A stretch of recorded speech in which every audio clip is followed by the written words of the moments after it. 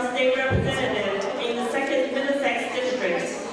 A mother of 2 teenagers with extensive experience in both government and private sector, she advocates for quality education, healthy communities, and strong local businesses.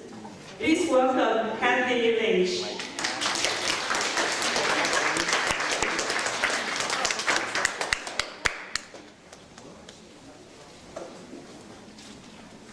Good afternoon. Good afternoon. Good morning. It just feels like that. So I want to thank you to the Chinese American Alliance for having me come here. It's a great opportunity to get in front of all you, and I really appreciate that. So I was asked to speak about fairness in education. Education in America is a grand equalizer. It means that anyone from any walk of life, whether you're rich or poor, has access to education. When we talk about our children, they all have the ability to have an education in America. There's lots of different choices for how it's done. There's a public school, there's a charter school, which is a public school. There's a private school, parochial school, co-tech school. And there is also homeschooling. And those are all fabulous ways that we can educate our children, depending on how our family is and how our children are. Then you get to the college or university. I use those terms interchangeably. That's where it's optional. That's where people can decide what they want to do with their future. Do they want to study in college, or do they just want to go tech school and come out and go straight to work? Do they want to go for a master's degree? Do they want to go for a doctorate degree? That's optional, and it's nice that we have options there. Now, a lot of people, every parent wants the best education for their child. And what we have is a system of many different opportunities with state schools, and then we have private schools. We have what you might consider an elite school. We have the Ivy Leagues. We have Harvard, Yale, Brown, Princeton, and others. And a lot of communities want their children to go there. The Asian community has been very troubled by the discrimination in the college application process. House Bill 3361, we've got a Harvard lawsuit, because they're concerned about how it's breaking down the Asian community into many different categories. We need to stop this discrimination and recognize people as either citizens or not citizens. That's it. We're all human beings. We're all Americans. We're all human beings. When I see an application and it asks me my race, I'm offended. And usually I check the box, other, and I write human.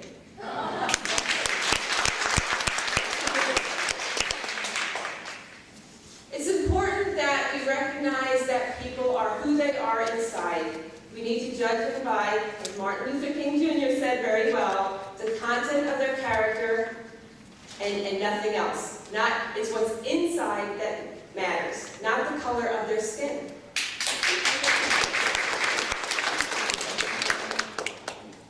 For it is principles set forth in the 14th Amendment of the United States Constitution and the Civil Rights Act of 1964, and I want to share those with you in case you haven't seen them, very important in this lawsuit. If you ever had one of these, does anybody have a pocket constitution? I have some at my table. Everyone in America needs to know the law of their land. And right now, a lot of people don't know it. They're not learning it in the public schools. And how can they have an operating government that works based upon our founding fathers and the way they set it up over 200 years ago to be a free nation if they don't know how it runs and how it works? The Constitution is a beautiful document that we need to maintain. So, Amendment 14 reads, Section 1, all persons born or naturalized in the United States and subject to the jurisdiction thereof, are citizens of the United States and of the states wherever they reside. No state shall make or enforce any law which shall abridge the privileges or immunities of citizens of the United States, nor shall any state deprive any person of life, liberty, or property without due process of law, nor deny any person within its jurisdiction the equal protection of the laws. Right there, that's grounds for winning this lawsuit that stands hard. Now, the Title VI of the Civil Rights Act of 1964, I'll read part of it, was enacted as part of the landmark Civil Rights Act of 1964. It prohibits discrimination on the basis of race, color, and national origin in programs and activities receiving federal financial assistance. As President John F. Kennedy said in 1963, simple justice requires that public funds to which all taxpayers of all races, colors, and national origins contribute not be spent in any fashion which encourages, entrenches, subsidizes, or results in racial, color, or national origin discrimination. And there's your next case. It's written in our law, and there should not be any discrimination based on skin color or race. So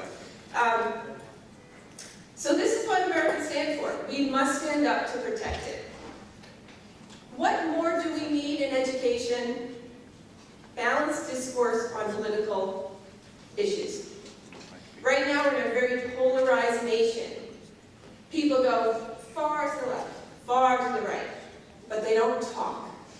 And you have the media who's far to the left, far to the right.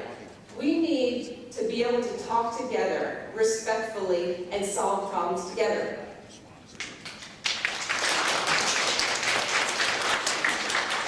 And part of that means that we need civics with Constitution courses. I know that when I finished high school, I didn't know my Constitution. My children don't know their Constitution. What's happening in the schools? Why is it so interesting? Why is, you have experiences that you're bringing to the table. You can speak. I want to hear more from all of you, because you know what it's like to live in China and other countries where the Constitution is not there. And you don't have the freedoms that we have here, and we need to maintain here before we lose them. We need leadership training. One of the things I did in Westford and when I lived in California as well was I ran a Gallo Club speaker program to help children learn how to speak and lead. This is actually sorely missing in our public schools right now. I think that some of the private schools might be working a little bit more on that, maybe some of the charter schools. But the public schools do not prepare our children to get up and speak the way they need to. And too often they're being squelched with their speech. There's a tax to the freedom of speech, especially when you don't agree. This morning when I was walking into this building, I saw some protesting. I've never seen such loud protesting in my life. I thought, how are they not going to be deaf after this?